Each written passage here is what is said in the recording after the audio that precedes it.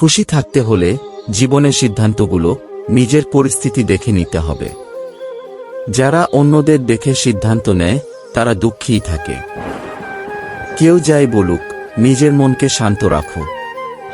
যেমন সূর্যের রশ্মি যতই তীব্র হোক না কেন, সমুদ্র শুকায় না। একজন অভিযোগ করেছিল, হে আমার ঈশ্বর, অনেক কষ্টে আমি একটি বাসা বানিয়েছিলাম, আপনি ঝড় পাঠিয়ে দিলেন এবং আমার ঘর ধ্বংস হয়ে গেল। ওপরে থেকে উত্তর এলো, তোমার বাসায় একটি সাপ ঢুকে পড়েছিল, তোমাকে খেতে আসছিল। তাই ঝড় পাঠালাম যাতে তুমি নিরাপদে থাকতে পারো। যদি আপনি সর্বাধিক লাভ পেতে চান তবে দয়া করে এটি হেডফোন লাগিয়ে শান্তিতে শুনুন।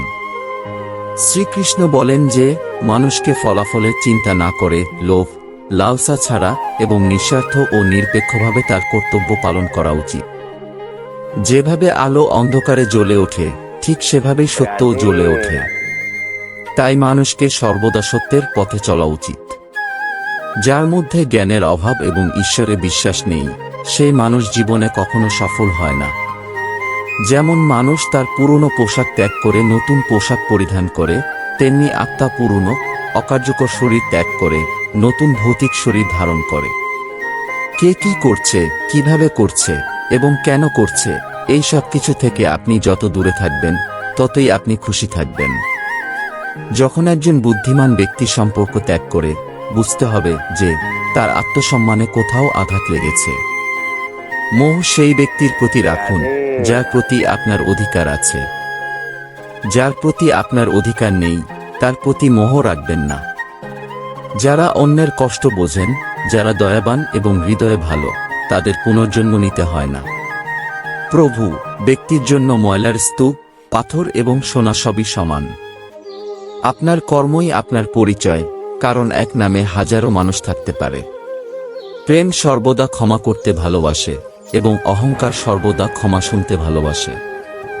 বিষয়গুলো নিয়ে বারবার চিন্তা করতে থাকলে মানুষ তাদের প্রতি আসক্ত হয়ে যায়।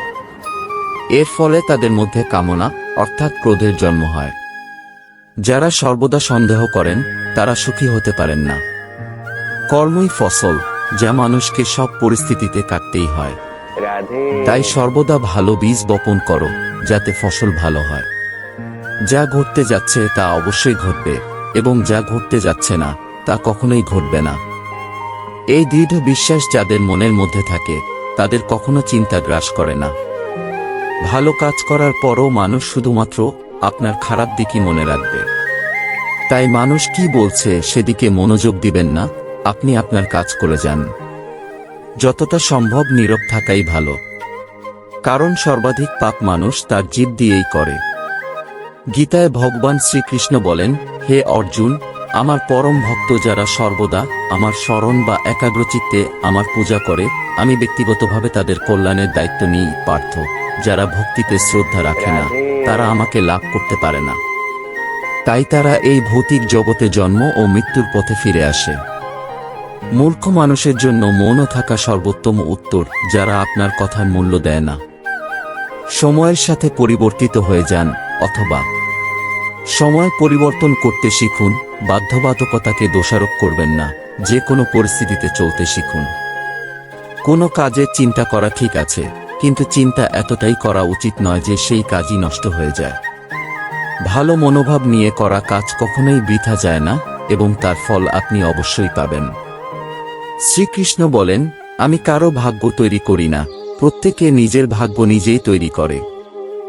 আপনি আজ যা করছেন তার ফল আপনি আগামীকাল পাবেন, এবং আজ যা আপনার কাছে আছে তা আপনার পূর্বে করা কাজের ফল। প্রত্যেক কর্ম ভালো বা খারাপ হতে পারে। যেমন মানুষের কর্ম হয় তেমনই ফলের প্রাপ্তি হয়। তোমার শুধু নিজের কর্ম করার অধিকার আছে, কিন্তু কর্মের ফলের তুমি অধিকারী নও। তুমি কখনো নিজেকে তোমার কর্মের ফলের কারণ মনে করো না এবং কর্ম না করতেও আসক্ত হও না। সঠিক কর্ম সেটি নয় যার ফল সবসময় সঠিক হয়, বরং সঠিক কর্ম সেটি যার উদ্দেশ্য কখনো ভুল নয়। পৃথিবীতে কোনো মানুষ সর্বগুণ সম্পন্ন নয়, তাই কিছু কর্মকে উপেক্ষা করে সম্পর্ক বজায় রাখো। পূর্ণতা সহকারে অন্য কারো জীবনের অনুকরণে জীবনযাপন করার চেয়ে নিজেকে চিনে নিয়ে অসম্পূর্ণভাবে জীবনযাপন করা ভালো। যখন ভবিষ্যৎ অস্পষ্ট হয়ে যায় তখন আপনাকে বর্তমানের উপর মনোনিবেশ করতে হবে। চেষ্টা করুন এবং দেখবেন জীবনের সবচেয়ে বড় ভুল হলো সেই ভুল যেটি থেকে আমরা কিছুই শিখতে পারি না। যখন আমাদের মন দুর্বল হয় তখন পরিস্থিতি সমস্যা হয়ে যায়, আর যখন আমাদের মন স্থির থাকে তখন পরিস্থিতি চ্যালেঞ্জ হয়ে যায়। আর যখন আমাদের মন শক্তিশালী হয় তখন পরিস্থিতি সুযোগ হয়ে দাঁড়ায়।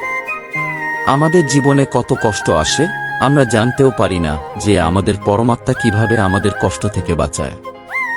যদি তোমার মনে হয় যে পরমাত্মা তোমাকে কষ্টের কাছে নিয়ে এসেছে, তাহলে বিশ্বাস রাখো তিনি তোমাকে কষ্টের পারও নিয়ে যাবেন। মনের যন্ত্রণা শেষ হওয়ার নয়, তাই অন্যদের দোষারোপ করে কোনো লাভ নেই। এর সবচেয়ে সহজ উপায় হল নিজের মনকে ঈশ্বরকে সমর্পিত করা। ঈশ্বরের সাথে যুক্ত হলেই জীবনে খুশি, শান্তি, সংযম এবং সহ্যশক্তি আসে। শক্তি, প্রেম, নতুন উদ্যম, জীবনের সঠিক পথ এবং সন্তুষ্টির শুরু অবশ্যম্ভাবী হয়, এবং আমাদের মন কষ্ট থেকে কিভাবে মুক্ত হয়ে যায় তা আমরা বুঝতেও পারি না। যদি প্রভু তোমাকে অপেক্ষা করতে দিচ্ছেন, তাহলে প্রস্তুত থাকো। তিনি তোমাকে তার চেয়েও বেশি দেবেন যতটা তুমি চেয়েছিলে। যেমন মানুষ মৃত ব্যক্তিকে কাঁধে নেওয়া পুণ্য মনে করে, কাশ এমনভাবে জীবিত মানুষকে সাহায্য করাকে পুণ্য মনে করত, তাহলে জীবন সহজ হয়ে যেত। জীবন নিয়ে এত চিন্তা করো না। যিনি জীবন দিয়েছেন তিনিও তো কিছু ভেবে রেখেছেন। আপনার অতীত কাল যত কষ্টে পরিপূর্ণ হোক না কেন, আপনার আসন্ন কাল আপনার হাতে রয়েছে। মন অন্ধ হয়, এর নিজের কোনো জ্ঞান নেই। মন কিছু জানে না এবং সঠিক পথ দেখায় না। তাই অন্ধ মনের কথা শুনে প্রয়োজনীয় কাজগুলোকে পিছিয়ে দেওয়া বন্ধ করুন। সবসময় আপনার বুদ্ধি দিয়ে কাজ করুন, মনের দ্বারা নয়, কারণ অন্ধ মন সবসময় আপনাকে প্রয়োজনীয় কাজগুলো করতে বাধা দেয়। যখন আপনি বুদ্ধি দিয়ে প্রয়োজনীয় কাজগুলো করতে শুরু করবেন, তখন ধীরে ধীরে আপনার মন আপনার বন্ধু হয়ে উঠবে। কিন্তু বর্তমানে আপনার মন আপনার শত্রু হয়ে রয়েছে, যা আপনাকে দিন দিন ধ্বংস করছে। মন থেকে ভাবুন, কিন্তু কাজকে মুখ থেকে বের করবেন না। যেমন কোনো গোপন মন্ত্রের রক্ষা করেন, তেমনি আপনার বড় লক্ষ্যের রক্ষা করুন। গোপনে সেই কাজটি করুন এবং তখনই বলুন যখন কাজ সম্পূর্ণ হয়ে যাবে।